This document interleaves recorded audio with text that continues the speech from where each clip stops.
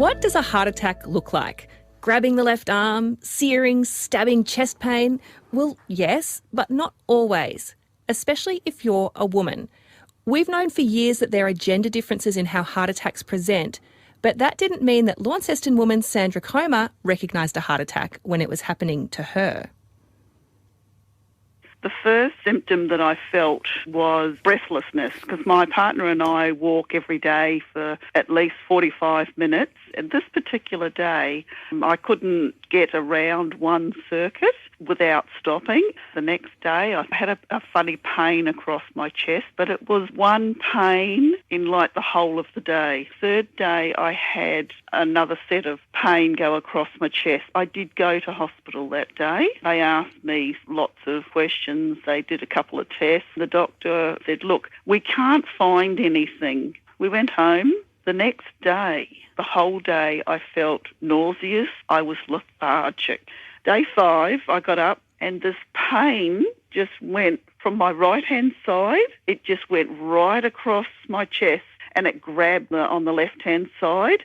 It made me curl over a little bit and the pain was that intense. It felt like a childbirth contraction. My partner said, are you okay? And I said, no. I said, I don't think I am.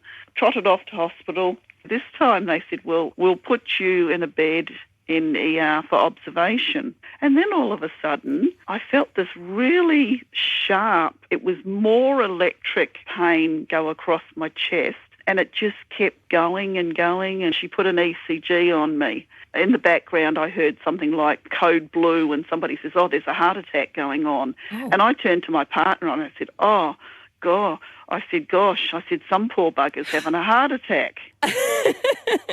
Not realising it was me. And I'm just lying there with the ECGs going and I'm moaning with pain because this is intensifying. And Greg said, yeah, he says, I don't know where, And we were going over to the resus bay and all of a sudden I've got 5 cardiologists around me. And the main guy says, you're having a heart attack, but you'll be okay. And I thought, oh. I turned to my partner and I said, it's me having the heart attack, As funny as it sounds, heart attack hadn't even entered my head.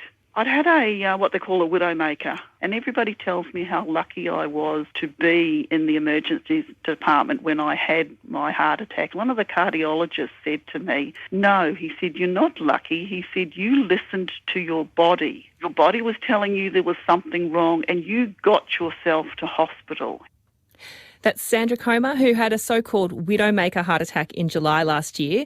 That refers to the left main coronary artery being severely blocked. It's often fatal, which makes the rather slow reaction to Sandra's situation even scarier, especially when you realise that it's far from rare. In fact, new Australian research has shown that women get slower care than men every step of the way, even when they have the worst type of heart attack. One of the authors of this study joins us now. Welcome, Professor Zaman, who's an interventional cardiologist at Westmead Hospital and a researcher at the University of Sydney. Hi, Sarah. Hi, Tegan. Thanks for having me. So we've known for years that women are undertreated for heart attacks compared with men. Why is this still a problem? Well, I think it's a pretty complex issue, and there's not one single reason that it can explain the differences that we're seeing. But I guess for myself, I've studied the delays that happen with the most severe form of heart attack. So what Sandra's describing could be a most severe form where the heart artery is actually completely blocked off. We often call it a STEMI or an ST elevation heart attack. And here we can see delays in terms of the female patient actually feels that she's low risk for the heart attack, so she takes longer to come to hospital. And then there's actually healthcare system delays as well, which is really what we were focusing in on this study. Right, so you looked at the Victorian Cardiac Outcomes Registry and found that even from like when someone's making that call to 000 all the way through the system to when they're like on the operating table getting a stent, that there were delays between women and men. Exactly right. And that was what was so surprising and what we actually feel like we really need to get it out there to do something about this. Because originally we knew that there were delays in female patients presenting to the hospital. But from this study, we actually looked at all the women who came in via ambulance and compared them to the men. And the delay wasn't just about the women failing to recognise their symptoms and calling the ambulance. There was actually a delay from the time where the ambulance took the call and sent out the ambulance to the patient, all the way up to getting them to the ECG, to getting them to the emergency department. And then even once they arrive in the emergency department, we're seeing a delay for that woman to get on the table where we do the stenting procedure to open up the blocked or occluded artery. And this is all adjusted for differences. So this is irrespective of differences in age or other underlying health conditions or the severity of the heart attack or the time of day that the heart attack occurred. So when we adjust for all these differences between men and women still on average take 10 to 15 minutes longer to get that blocked artery open. And it's so important because, time is muscle, is what we say as interventional cardiologists. So the longer your heart artery is blocked, the more heart muscle will die and the bigger your heart attack will be. So 10 minutes really does make a big difference here.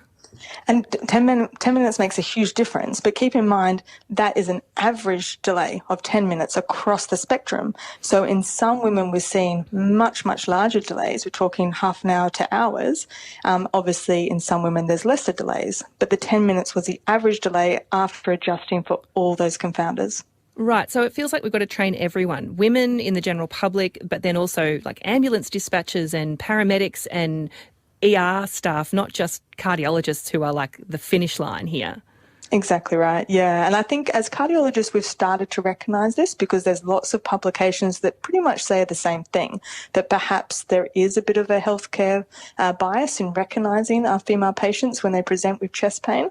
But this shows that we have to educate the public, we have to educate our female patients that they can have heart attacks. We have to educate the person taking that call for the ambulance so that they know just because it's a female calling with chest pain, you don't send that ambulance out with any lower triage than if it was a man, 60-year-old man with classical symptoms.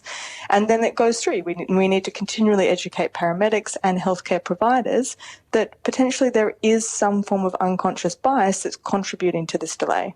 Whose job is it to take responsibility for all of this education though?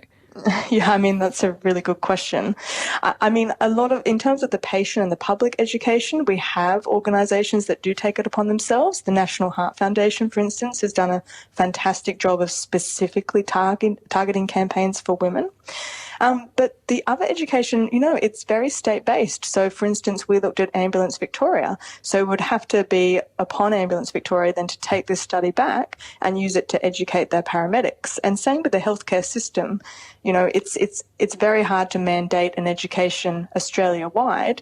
It really has to be upon each individual institution to educate their healthcare professionals.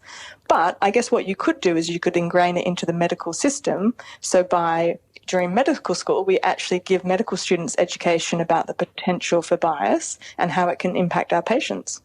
So really briefly, if you had one message for Australia out of your research, what would it be? Well, I think the main message is that there is some bias there, and I think it is upon all of us, both as if we feel that we're a patient, both as women, we need to recognise that we can have heart attacks and be aware of the presenting symptoms, and if we're a healthcare provider, that we need to be aware that there might be some unconscious bias at play, and we should look at our female patients, I guess, in the same way as we look at our male patients. Sarah, thank you so much for joining us. Thank you. Professor Sarah Zaman is an academic interventional cardiologist at Westmead Hospital and the University of Sydney.